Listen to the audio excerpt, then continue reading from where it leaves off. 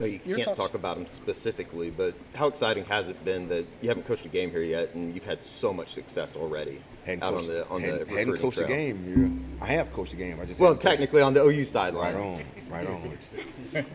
To me, it'll be like a dream come true. Yeah. Spring game, just chills, man. Anytime I come through that tunnel with a team, it's different. Just that, just I'm an emotional guy, passionate guy. It don't take nothing for my eyes to get watery just to think about certain moments. Like let them know it's real, man. I'm not just here. I come here to win. I didn't come here to, coattail ride OU, tradition and history. I come to add to it. I didn't come here to waste any days, waste any time. I didn't come here to create resistance. I didn't come here to create uh, to kill kids' pride and spirits and drive when it comes to being successful. When it comes to playing college football, I come to enhance that because we need these young men. So every day is important to me. Just like right now, every kid that I talked to on the phone last night or this morning, they know exactly what I'm doing right now. They know it's media day, photo shoot coming up, and everybody looking to see results from this media day. For all those young men I talked to from across the country, this is personal to me. It's that first game here is personal. Just being on the charter bus. I don't care if we rode a school bus from here to the Cotton Bowl to get ready for the OU versus Texas game. I just want to be a part of it because I've been a little kid, man, watching those charter buses drive through the state fair and just watching that, just like, man, you just see that right there. Just getting a chance to be a part of it is awesome, man. And it's one. I know it's one. It's a process, one day at a time. Sure. But I didn't come here to waste days, man. I come here to help Coach Venables win championships and help these kids get to the level where they want to go to. Emmett, what's the thought on your room going into training camp? What do you think about your room going in? Just make our presence known. Like I say, brotherhood, family, do it for each other, do it for this program. Understand what's expected from this program. They know that receiver room will receive tons of pressure at practice from myself, Coach Levy, and Coach Venables. I tell them if you can handle me, you can handle anybody in this program because I'm down your back 24/7. And like I said, it's all motivation. And that's the way Coach Venables operate too. That's why I was so attracted to him throughout the interview process. It's like I was talking to myself a little bit. It's like I worked for him, like we already knew each other. That passion he has, it was very similar. It reminded me a lot of Coach Samples back in Dallas. Just mentally tough mindset. Just trying to dominate and win every day. It's a one day at a time deal. Just trying to dominate and win every day, every phase of the day. Just trying to win that and do it for each other, create that brotherhood. And at the end of the day, just like I say, just dominate from what's expected from this program. Coach, you talked about a different set of guys in your room that have different skill sets. What does Jalil Farouk bring to this group in terms of skill set and what you expect from him this season? I probably hadn't been around a guy like him probably since Grant, as far as deadly with the ball in his hand after the catch. So that tell you he needs to have the ball in his hand. To me, it's like asinine if he don't touch the ball.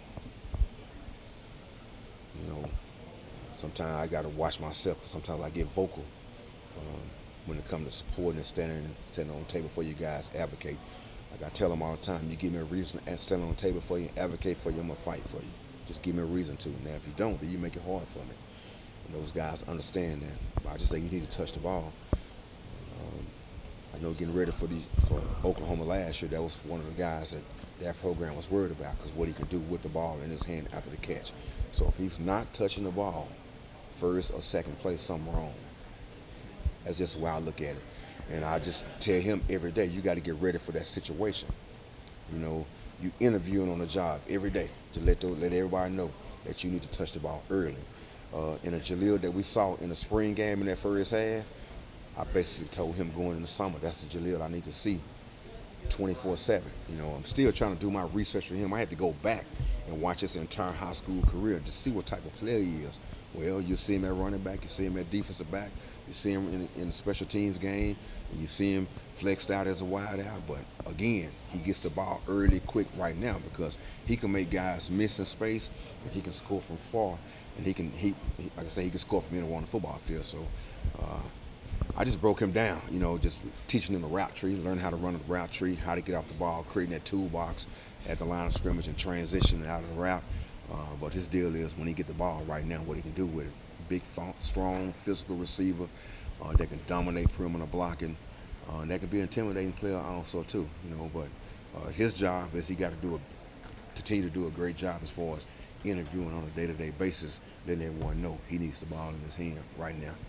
I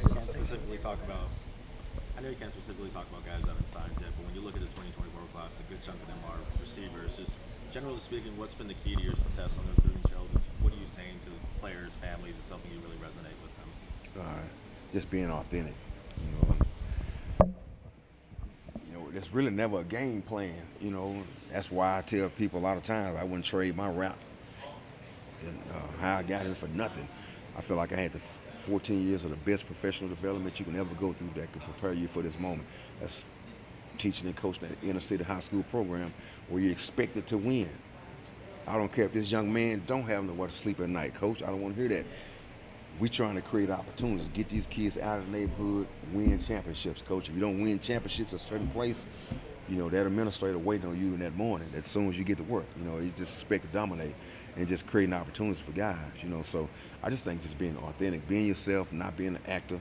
Because as a high school coach, I can tell when guys are coming in not being themselves. When you gave me that vibe, a lot of coaches wouldn't even get a chance to come in my office. I send you down to my freshman coach office. When I feel like you was coming in, acting, trying to act like you from certain places or not just being yourself. That's one thing about Coach Levy. When he first walked in on Dallas South Oak Cliff, there was a natural connection, and it's been that way ever since. We had our times where we didn't talk for months, but there was still a natural connection there that led to where we at right now. So I just think being authentic, then you being able to relate and adjust as time goes. You got to know what type of kids you're dealing with. We got a different breed of kids being raised right now, and it's really not what you've done in the past.